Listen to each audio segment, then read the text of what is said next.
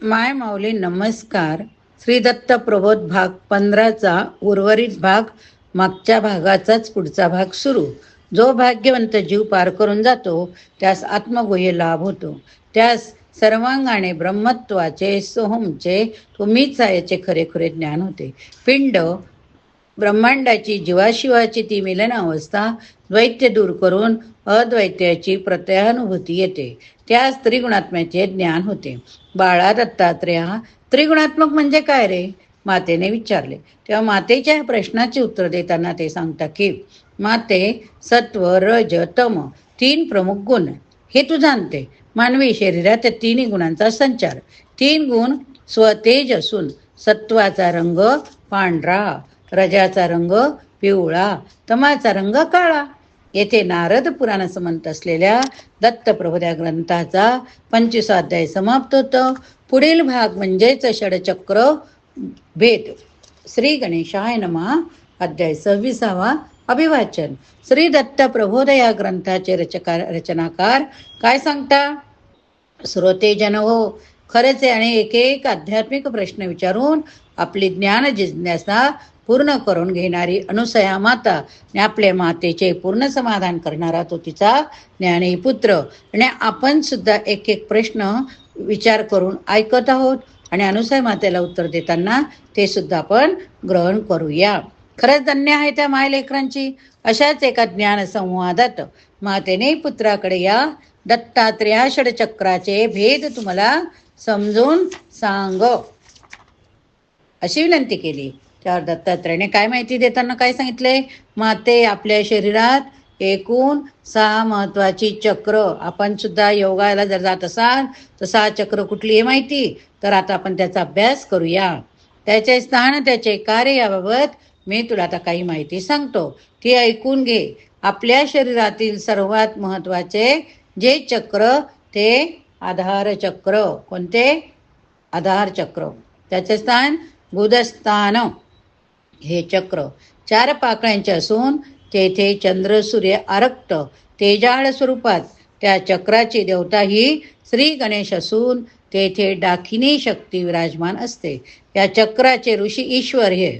यालाच योगशास्त्रात मूलाधार चक्र असे म्हणतात. गायत्री मंत्राच्या जपाने या चक्रातली शक्ती कार्यान्वित होते. असा हा भाग सांगायला ऐकायला जरी सोपं वाटत असला तरी प्रत्यक्ष अनुभूती फार खंडतर साधनेनेच प्राप्त होते. दुसरे चक्र हे स्वादिष्ठान चक्र असून त्याचे स्थान लिंगस्थान आहे. हे चक्र 6 पाकळ्यांचे असून त्याचा रंग सूर्यासारखा तेजस्वी. चक्रस्थानी ब्रह्मा सरस्वती याचा निवास.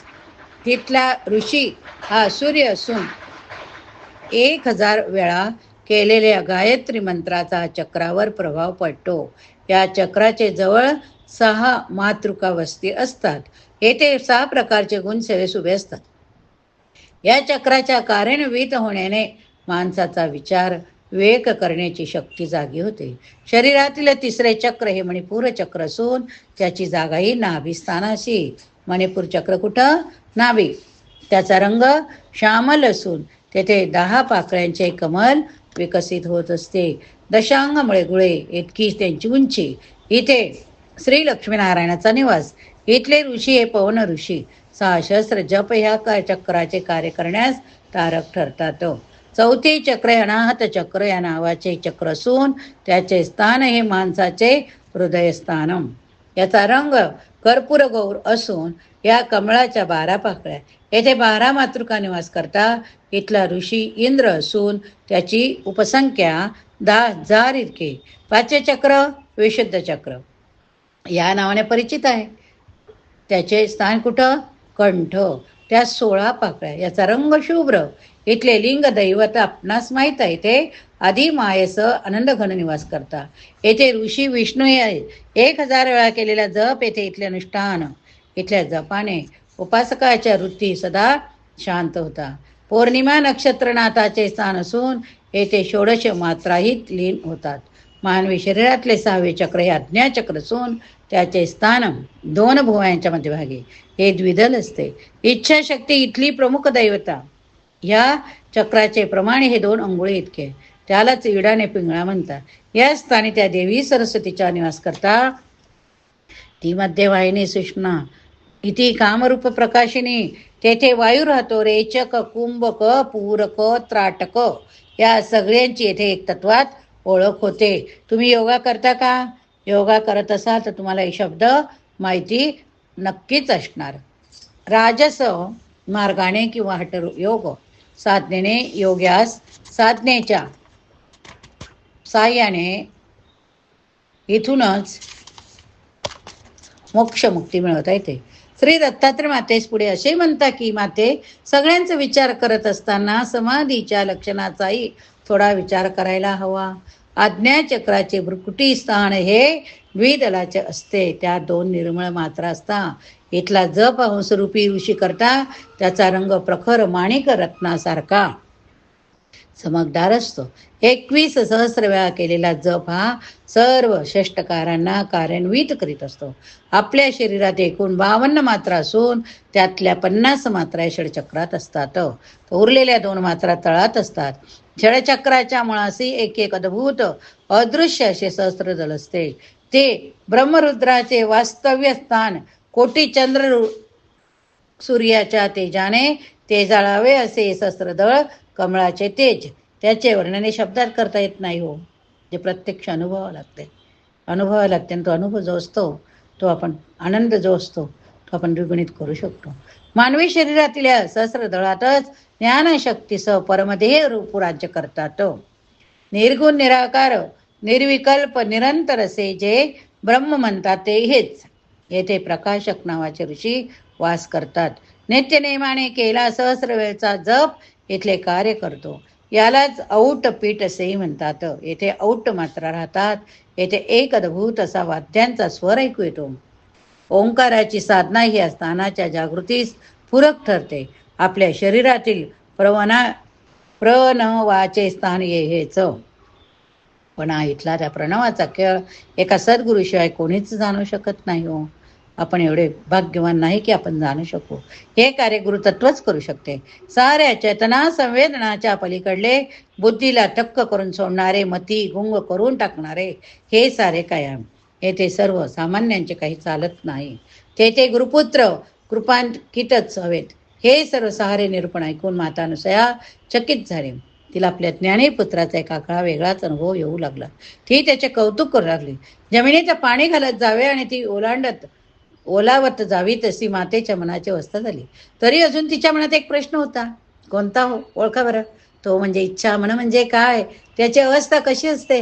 आम्हा सगळ्यांना इच्छा आहे आपण हे करावं ते करावं, सगळं काही करावं. पण तेच माणसाची इच्छा म्हणजे विविध विचार का करते बरं? मातेच्या त्याही प्रश्नाचे तिला समजेल अशा शब्दात उत्तर देताना श्री दत्त गुरु तिला म्हणता की, काय सांगता?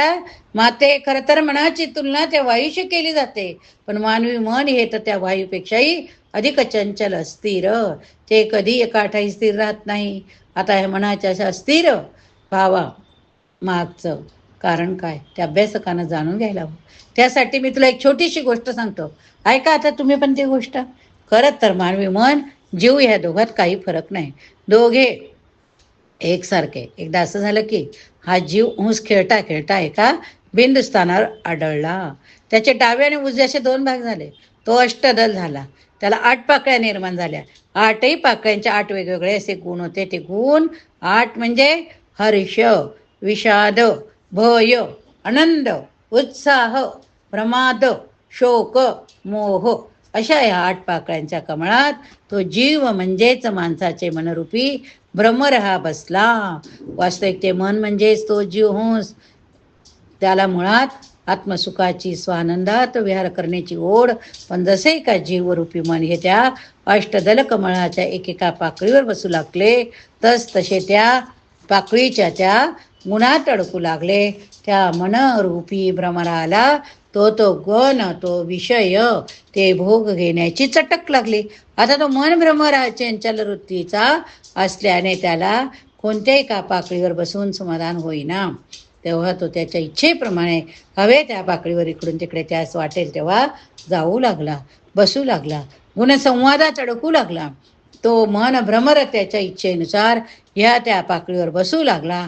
ते गुण घेऊ लागला, त्याची तिथली आसक्ती वाढू लागली. जसा का हा मनाचा भ्रमर एका पाकळीवरून दुसऱ्या पाकळीवर जातो, तशी त्याची त्या गुणात लिप्त होण्याची इच्छा बळावते. त्याचा स्थिर स्वभाव कधीच कुठे तृप्त होत नाही. आपलं मन सुद्धा किती गिरट्या घालतंय. आता आपण ऐकतोय, वाचतोय, मन दुसरीकडे फिरतंय, इकडून तिकडे तिकडून इकडे, ह्या ग्रुपवरून त्या ग्रुपवर, त्या ग्रुपवर काय, ह्या ग्रुपवर काय, आणि घरात काय, बाहेर काय, अनेक ठिकाणी मन धरतीपासून आकाशापर्यंत भिरकत राहतं. या गुणांना माणसाची पंचेंद्रिय आणखी बरं घालतात.